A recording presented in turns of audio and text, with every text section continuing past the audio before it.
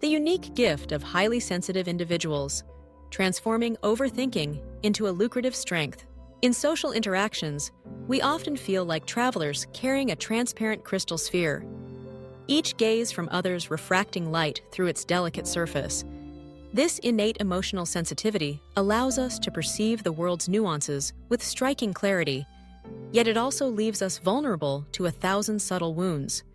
However, when we learn to see this gift from a new perspective, the sharp edges that once bruised us can become the very facets that refract life's brilliance. Awakening awareness, breaking free from the mental imprint of fragility as a flaw. The day I broke down in tears during a meeting, I had a revelation. Those moments of vulnerability I had long despised were, in fact, my soul's unheeded cries for help. We grow up measuring ourselves against societal standards, internalizing the belief that sensitivity equates to weakness.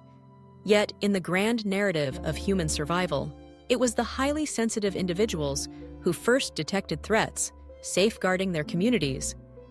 As Carl Jung once observed, sensitivity is not a disorder. It is an intuitive intelligence that remains largely misunderstood. It is only when we stop condemning ourselves as fragile that we can recognize the profound empathy and perceptiveness embedded within us. Reframing sensitivity as a strength is the first step towards self-liberation, establishing boundaries, constructing an intelligent emotional shield. I once sketched a diagram in my notebook, a visualization of my emotional energy field.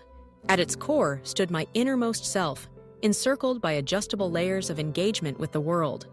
When a colleague's frustration seeped through the office walls, I learned to ask myself, is this emotion theirs or mine to carry?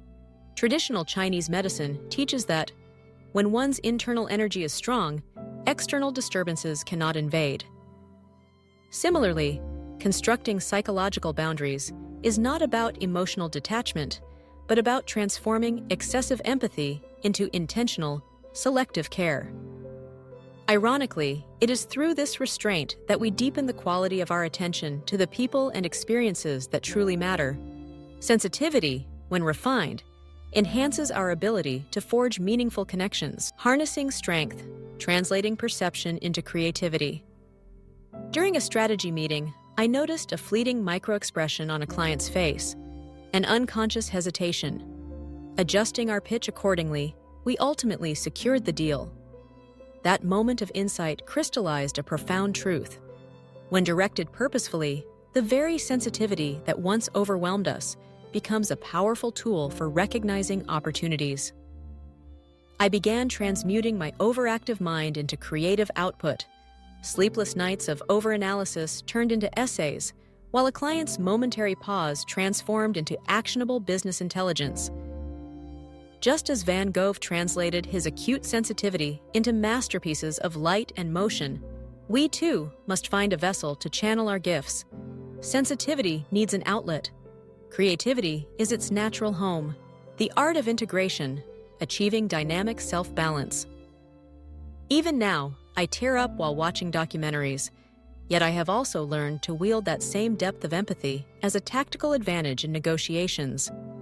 I have embraced what I call a dual-core operating system, allowing my sensitivity to shine in safe environments while activating a rational shield when necessary. This ability to shift fluidly between receptivity and resilience embodies Jung's vision of individuation. True wholeness is not about erasing our traits, but about allowing each to flourish in its rightful domain. The essence of a fulfilling life is not in eliminating darkness, but in allowing light and shadow to dance in harmony. Sensitivity is not a wound to be concealed. It is an unpolished prism. When we learn to adjust its angle, the edges that once wounded us become the facets through which life's radiance is revealed. Sensitivity was never a curse. When we learn to embrace it, what once burdened us becomes the very force that elevates us.